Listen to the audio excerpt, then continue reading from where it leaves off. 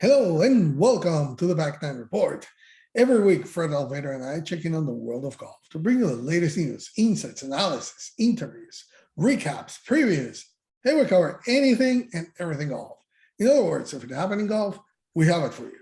Fred, hi, how are you this week?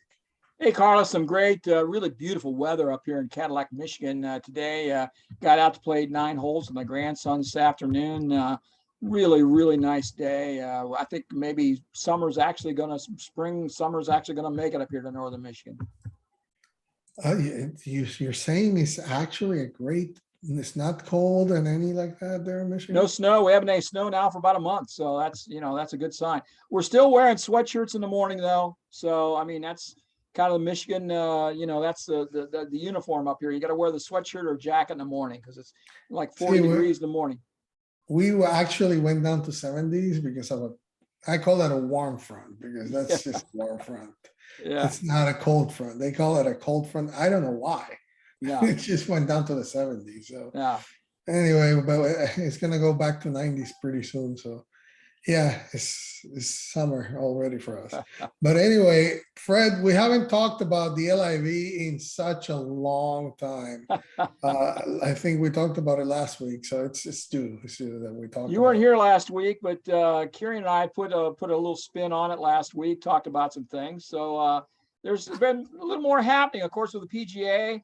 There was a lot of people put together, a lot of top guys. So there's a little chatter going around out there in Tulsa. So we kind of want to give a little quick update, right? Yeah, so let's talk about a little bit of happenings with them because, of course, this is the rival tour right now that is trying to challenge the PGA Tour and the DP World Tour for their rights to the players to come in.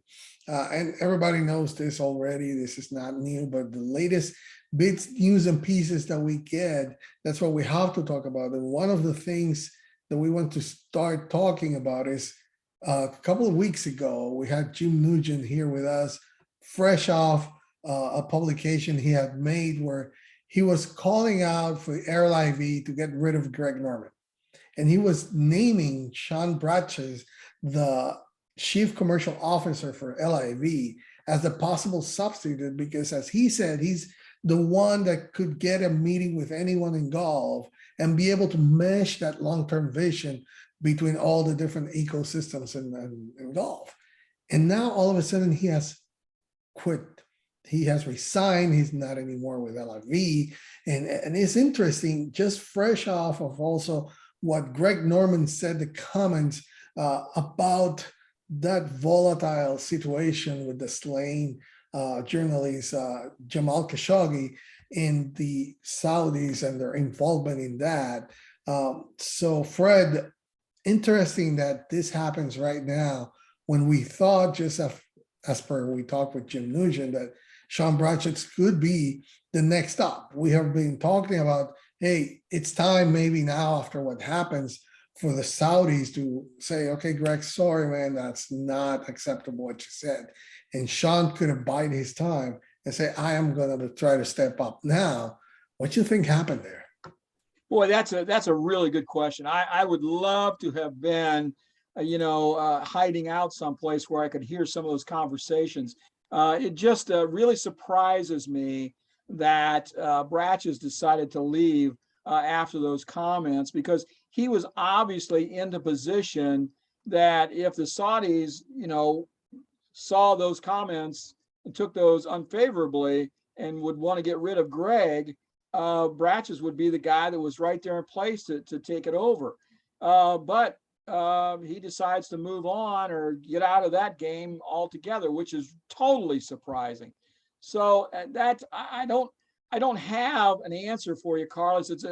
He was a calm voice in a chaotic situation. And somebody asked me a question on Facebook the other day, what I thought about the situation. A couple things. One, if somebody's going to bring $2 billion to the table in golf, somebody needs to be talking to them.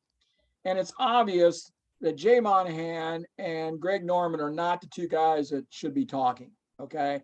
It's got to be somebody else that breaches a conversation and brings some people together. And so we thought maybe Bratches was this guy that could work the back channels and maybe get some of this stuff done. But evidently that's not going to happen. So where is this all headed, Carlos? I like you, I did a lot of thinking about this today, and there's a couple things. So John Hopkins wrote a really good article in Global Golf Post that just came out, this week's Global Golf Post.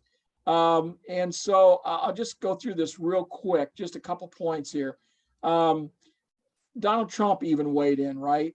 And we know why he weighed in, because he's pissed at the PGA and the PGA Tour and the LPGA from pulling tournaments out of his courses, because they all run like rats off a ship whenever the media goes against him. So he's saying, hey, guys should join the LIV series. The money's there, it's good, and he's gonna host a couple of their tournaments. So he's all excited about it. Jack Nicklaus said last week that he was offered $100 million to be the head of the new league, and he turned that down. And then they got Greg Norman. So that does not surprise me one bit. Jack would never do anything to harm the PGA Tour. Jack Nicklaus and Arnold Palmer started the PGA Tour. They're the ones that broke the players away from the PGA in the first place, because the PGA wasn't giving them their just due. And Arnold and Jack were strong enough to pull the other players and start their own league. Kind of like what Phil Mickelson was trying to do, except that Jack and Arnie actually did it.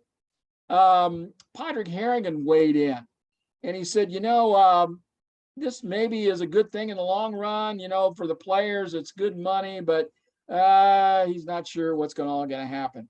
But basically, he made a really good point.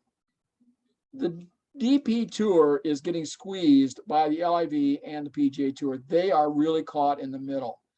In the future, it could become a minor tour or get swallowed up by either the PGA Tour or the LIV. The PGA Tour, as we know, already has a $90 million investment in the DP World Tour. They're not just going to walk away from that. And if the LIV is successful and gets the top players from Europe to play in their tournaments, what does the DP Tour World Tour have left?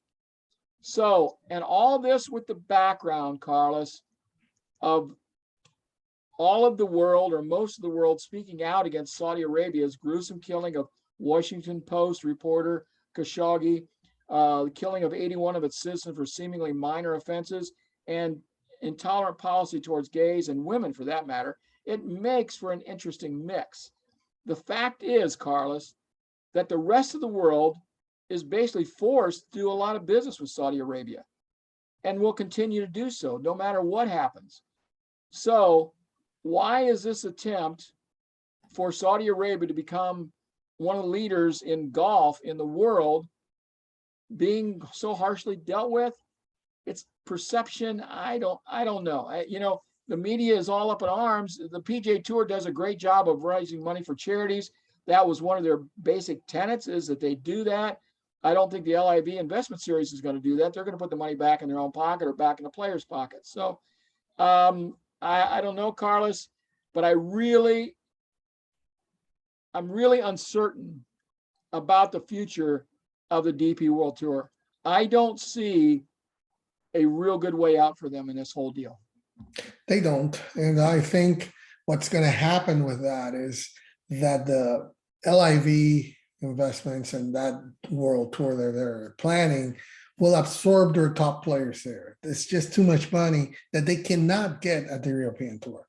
And I eventually think, because of the relationship right now that the PGA Tour made sure to have, and the influence they have on the DP World Tour, they might end up being the PGA Tour Europe. That's what I think it's going to happen. It's going to be the feeder system like the Corn Ferry Tour or Canada or the China. PGA Tour America, Latin America, and all that. It's just going to end up. So then, what are you going to do? What's the PGA going to do with the Ryder Cup? Where the European Tour European players, international, where are they going to come from? You can still play them.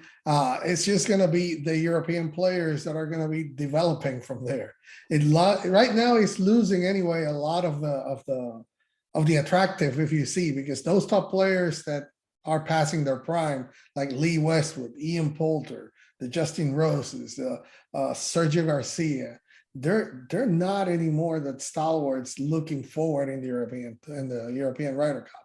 You're looking at the Rory McIlroy, John Ram, yes, the ones that are still on the PGA Tour. There's going to be the Tommy Fleetwoods that stay there. Those top players will still be playing on the PGA Tour. So you still have European players. You do not depend on them playing in Europe to be your European team. They would still have European players that will develop and will remain on the PGA Tour. So you're not losing that much, because the ones that we're talking about that will be on LIV are just the ones that are past their prime. We haven't seen any top player, at least for now, saying that they will be there.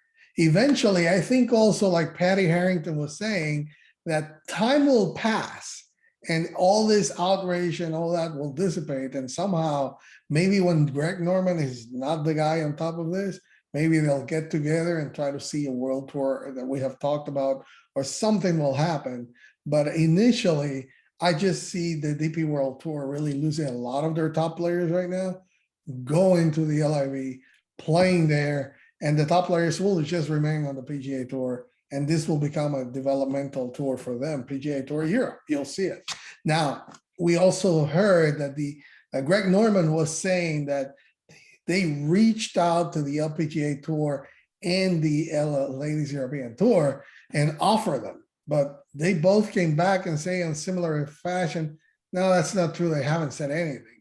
Now, that might be an initial salvo, right? Hey, I'm just saying out this, and maybe something's coming afterwards, an approach.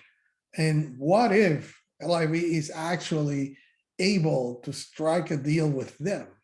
Because the ladies already have some team competitions in their tournaments, and that's one of the key elements to the LIV tour.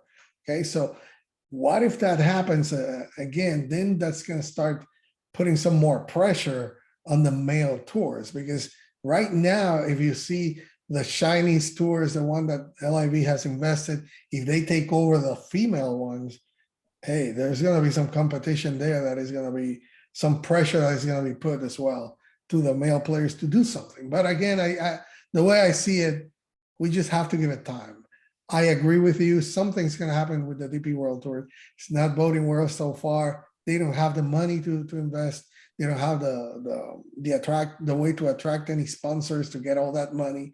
They have done the best that they can with the Rolex series, but at the same time, that there's a reason why the top players are going to the PGA Tour. So I fully expect them to fold. It would really surprise me, and I'm not going to say it will never happen, but it would really surprise me if the LPGA Tour or even the LET Tour, the Ladies European Tour, get in bed with Saudi Arabia. I just, with their record on women's rights, unless they change a lot of stuff really fast, I just don't see that happening. That would be a PR nightmare for both of those tours. The second thing, Kieran made a really good point last week, that when Richard Bland goes over to the LIV and he wins a couple tournaments and pockets $4 million twice, a total of $8 million for winning a couple of those events, other players are going, I'm a lot better than Richard Bland, and I could go over there and make that money. I'm giving that away to him. There's going to be more players that are going to want to jump over to that LIV. That's a really good point. And the last point I want to make is that news came out today. Bubba Watson was one of the names that was said to be going to the LIV. Now, Bubba just played really well this week at Southern Hills. He had a great tournament. He putted the best I've seen Bubba putt for years. He was making putts from everywhere. And he's going to be out 4 to 6 weeks with torn meniscus. Got to have some surgery. So Bubba's on the shelf for a little bit, but we hope he gets better and gets back at it. But that's this whole LIV thing. It just keeps churning. It just keeps boiling up. It seems like almost every day or every other day we get some new news coming out. I can't wait until they actually hold their first event and we have some stuff in concrete. And I thought that we were supposed to hear, now that the PGA is over, I thought they were supposed to talk about and let us know, announce the field for their first event. I haven't seen anything yet, but we've been watching for it. Yeah, just to close this and to follow up on the LET and the LPGA Tour, I actually see it the opposite. I don't see it as a PR nightmare. I see it as a very smart move to try to say, hey, see, we are changing, and that's why we are investing. Oh, it's a smart move for Saudi Arabia, but I think it would be a terrible move for the ladies of the LET and the LPGA. Not if you follow it through with that, okay? Because that's what you have to show. You have to do it by showing really the truth about it. If you're just doing it for throwing out money and not actually showing that you are intentionally doing it and trying to improve the women's lives and the rights and all that, that's the best way for actually them You doing think it. those old religious fanatics in Saudi Arabia can change this fast about women's rights? You know, we're very fast to try to say things about them we don't know. You know, that the truth is we don't know what's going to happen there. Nobody can actually say what is going to be done there, but we just have to see if that's the case or not. But I would be jumping at the at the bit to try to do something on that. I agree with you. It's a smart move from the LIV, but also that's something that the ladies really need. And if they can do and they can run with it, and hey, they're going to have to put their conditions to this. It's not like I'm signing a blank check. They have to put their conditions into it so that the Saudis can actually put, you know, their mouth where the money is. And so we'll see really what happens there, but definitely looking forward to see what's going to be with this involvement. So anyway, anything you want to end up closing here? Nope, I'm all good. I think we covered it, Carlos. I'm sure we'll be talking about it more, and if not next week, the week after, I'm sure. All right, so thank you for joining us. It's always our pleasure to bring you the latest in golf news and information. Remember to subscribe to our channel. The description is where the link is.